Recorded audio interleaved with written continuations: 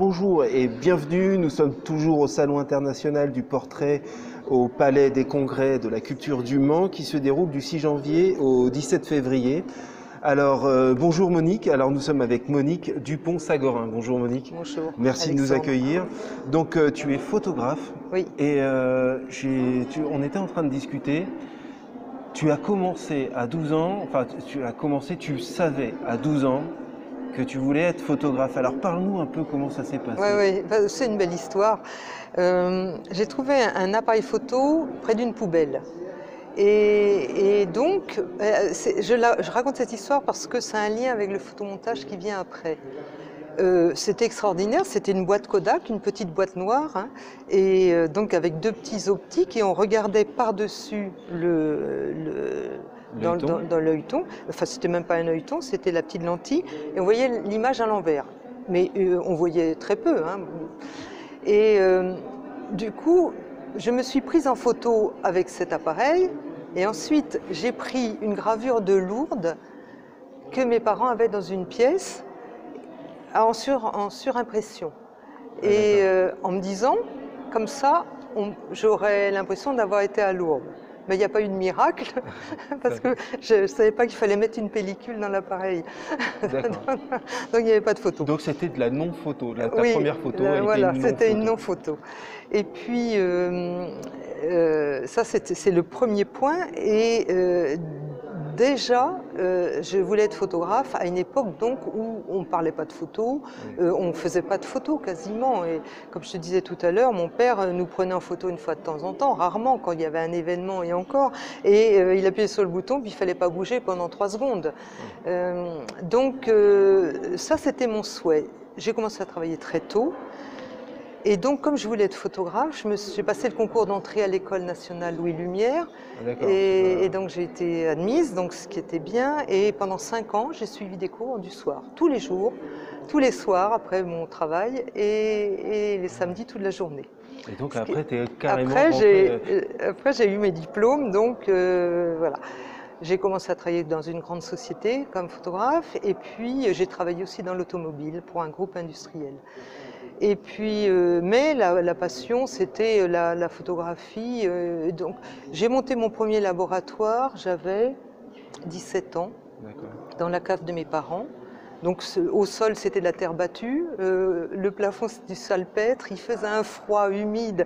Donc, pour tenir les bains à température, c'était quelque chose. Hein. En tout cas, tu as commencé en plein chaos. Voilà, oui, mais c'était très intéressant. Surtout, pas dans des environnements bons pour la photo, si je me souviens Oui, bien. exactement. Mais bon, c'est déjà la chance d'avoir une cave, tu vois. Vrai, donc, je faisais pas mal de photos, mais à ce moment-là, je faisais surtout des photos de la famille ou des amis, enfin, ou de mes collègues de travail aussi, ou de mes collègues de l'École nationale.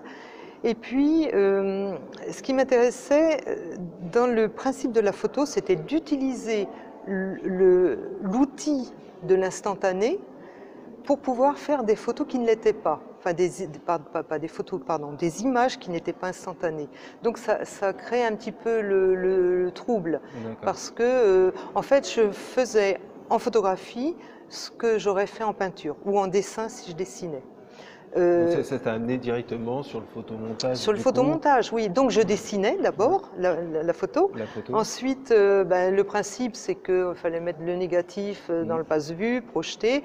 Ensuite, enlever la feuille de papier sensible, toujours dans le noir. Donc c'était une question de concentration, parce qu'à une demi-seconde près, si la couverture n'était pas bonne, la photo était fichue. Pour une photo, j'ai mis 53 heures. D'accord. Pour voir la c'était vraiment... Pas d'un coup, hein, mais... C'était quand même un exploit de faire du photomontage. Oui. Ah ben, oui. Maintenant, c'est fait numériquement. C'est plus facile. C'est plus facile. Cela dit, j'ai fait longtemps du photomontage, donc j'en ai eu un certain nombre quand même, mais pas de quoi remplir une pièce comme celle-ci, par exemple. En 2006, j'ai fait une exposition à Pont-à-Mousson, à l'abbaye des Prémontrés. Et puis, il y a un visiteur avec un groupe qui me dit « Oh, c'est pas crédible votre truc », dit-il. J'étais un peu interloquée. Il me dit, ouais, avec Photoshop. Il n'était pas né que je commençais les photomontages. Il n'avait aucune idée de ce que c'était un vrai photomontage en laboratoire. Et du coup, ça m'a déstabilisée parce qu'effectivement, Photoshop existait. Donc il y a eu carrément un conflit de génération. Ah ben voilà, parce que effectivement pour ceux qui ne connaissaient que Photoshop, c'était facile. On disait bon, il suffit de jouer avec les calques, etc. Sauf que bon, les heures de laboratoire dans le noir et avec les produits chimiques et les papiers sensibles, c'était autre chose. Il y avait un physique. Voilà, c'était. Il y avait un rapport physique avec ce que tu exactement. faisais. Et donc là, ici justement, on est là pour le photomontage. Donc tu exposes une toile aux amis disparus. Donc tu vas nous expliquer un peu qui se trouve sur la photo, pourquoi. En tout cas, qu'est-ce qui t'a décidé de faire exactement. Alors, cette photo, donc, il s'agit de Georges Wolinski et François Cavana, qui travaillaient tous les deux pour Charlie Hebdo. Georges Wolinski, comme tu le sais, a été assassiné en janvier 2015. François Cavana, lui, était décédé un an auparavant, mais il était décédé de maladie. Il n'est pas mort tragiquement de cette façon-là. Alors, pour savoir, Cavana était écrivain. Cavana, c'est un écrivain qui a écrit Cœur d'artichaut et qui aussi était cofondateur de Harakiri. Oui. Voilà. Et vous avez Wolinski, Wolinski, voilà, exactement.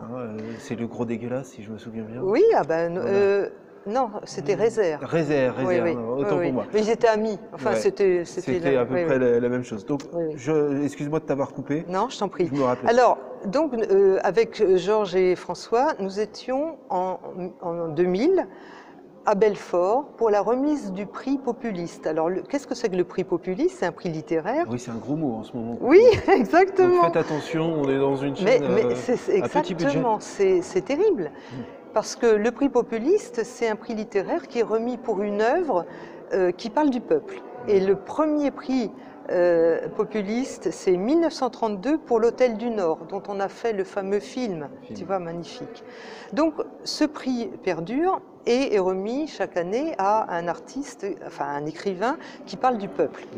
Et donc, en l'an 2000, les membres du jury, c'était Wolinski, Cavana, Astruc, Patrick Rambaud, Niki Fasquelle. Des grands noms de l'ordre libertaire. Voilà, exactement.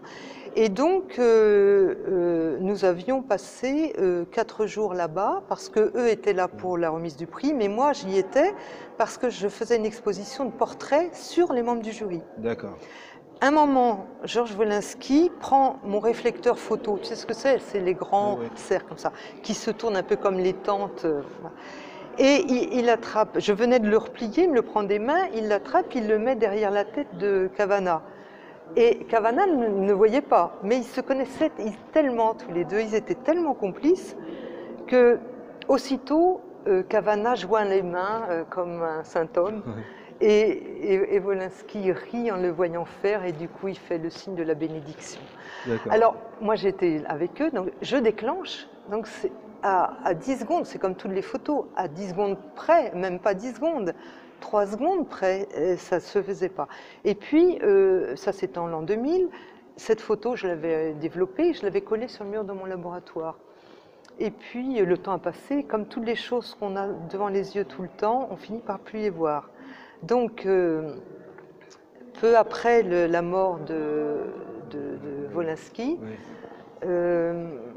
je déménageais mon laboratoire, je vois cette photo-là, donc je me dis, ah, quand même, c'était sympa. Et genre, je ne sais même pas si je lui avais envoyé, je ne suis pas sûre.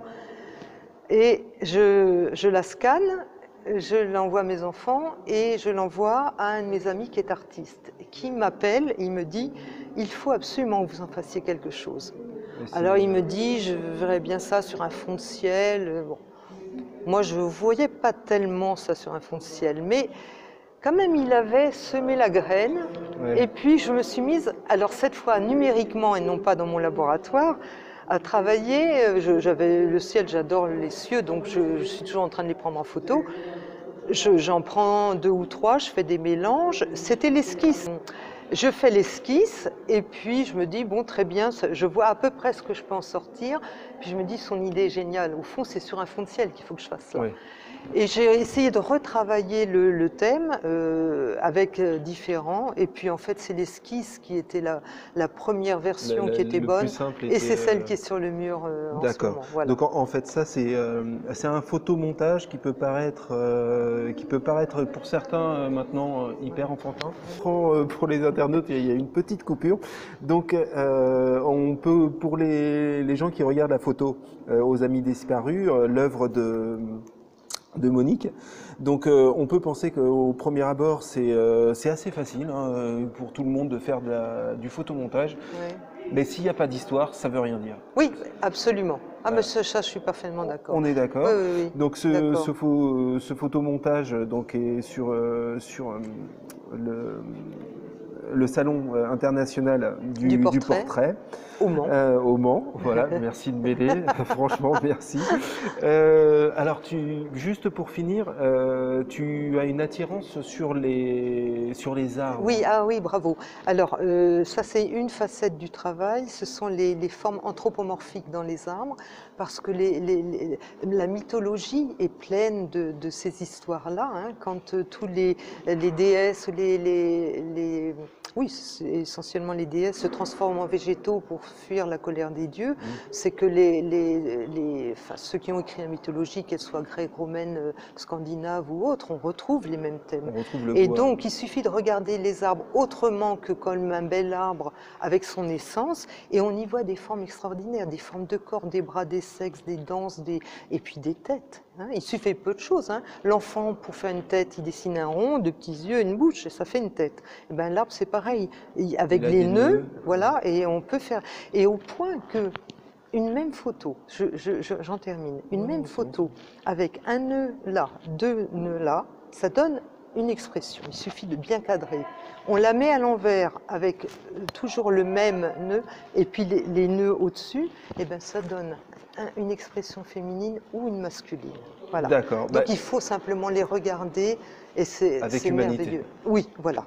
Ok, bah, je suis désolé, Monique, on nous appelle pour fermer. Oui. Donc Monique, on te retrouve sur Internet. Oui.